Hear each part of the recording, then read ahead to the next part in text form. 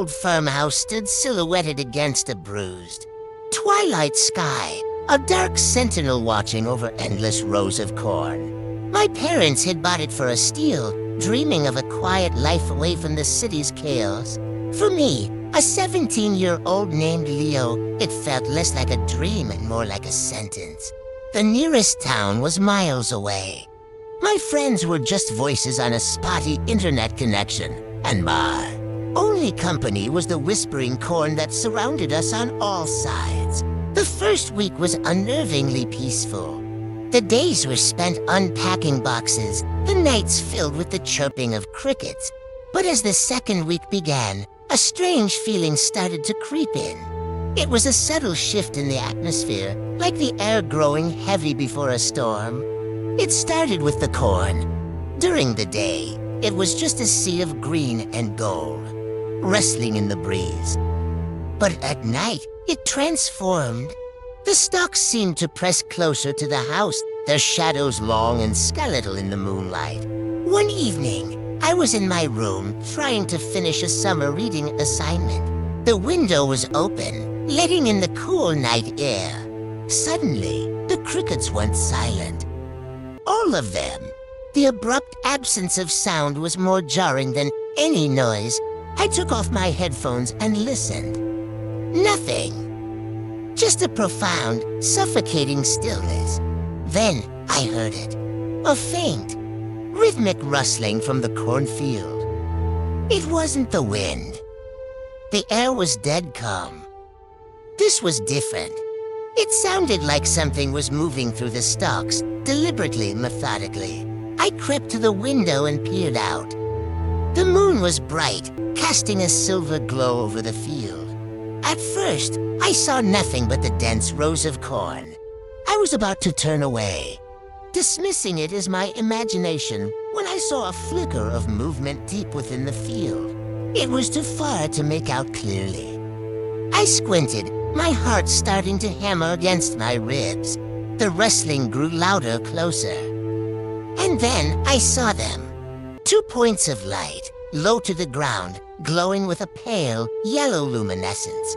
They stared out from the darkness between the stalks, unblinking. Eyes. They were definitely eyes. They weren't animal eyes, not a raccoon or a deer. They were too steady, too intelligent.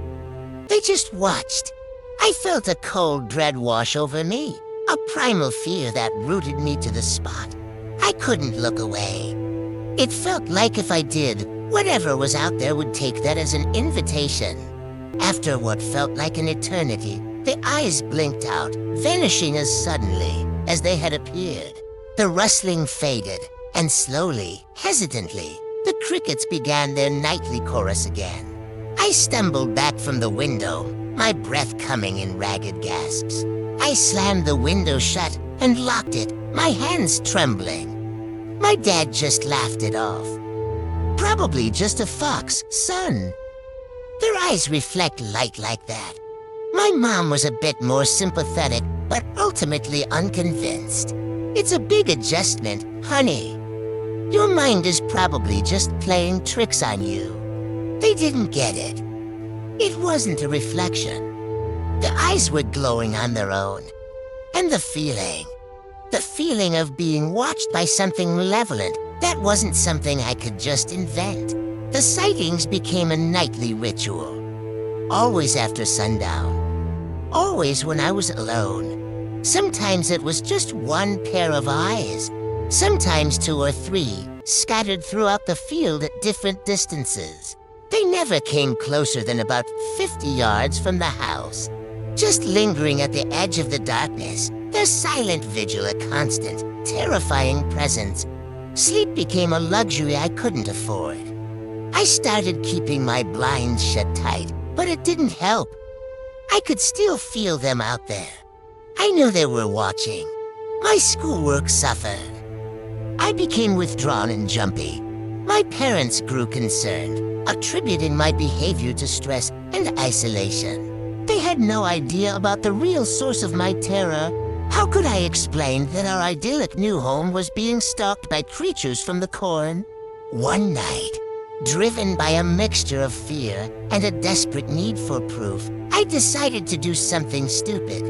I grabbed my dad's high-powered flashlight from the garage and my phone. My plan was simple. Get a picture.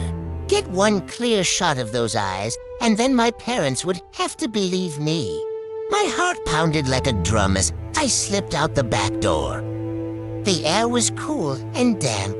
The corn stood tall and silent, a wall of shadows.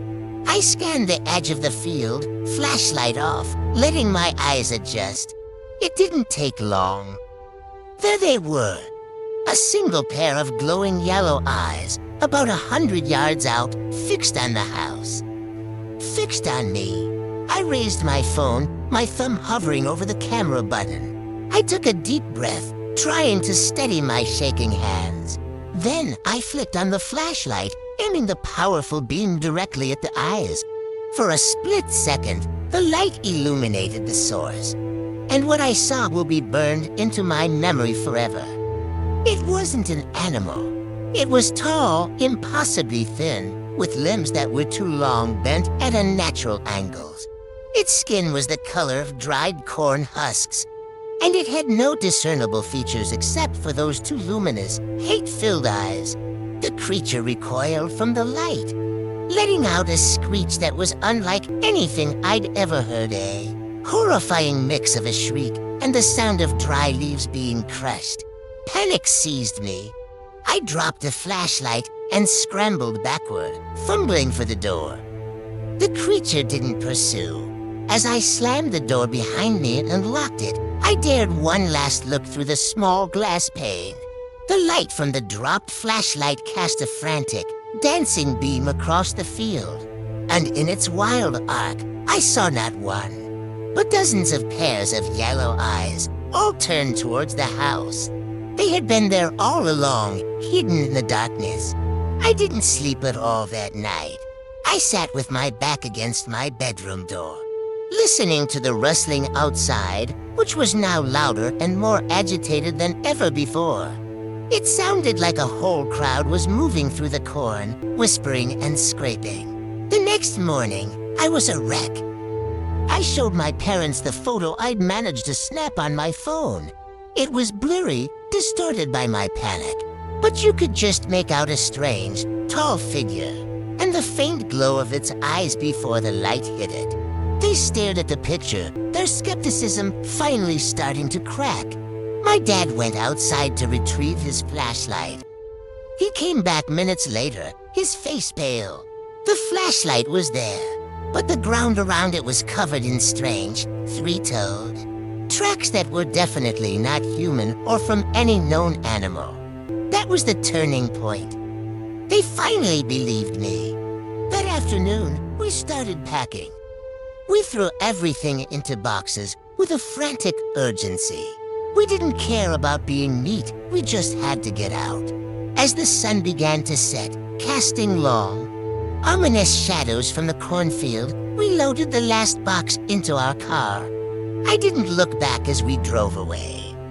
I didn't need to. I could feel their eyes on us, watching from the depths of the corn. We drove for hours, not stopping until the sun was fully up under. Landscape had changed from endless fields to sprawling suburbs. We never spoke of what happened at that farmhouse again. My parents sold it at a massive loss to a development company, never mentioning the reason for our hasty departure. Sometimes, late at night, when I'm driving down a dark country road and pass a cornfield, I feel a familiar chill run down my spine. I grip the steering wheel a little tighter and press my foot on the gas, because I know what can hide in the shadows between the stalks, and I know that some fields should never be entered after dark.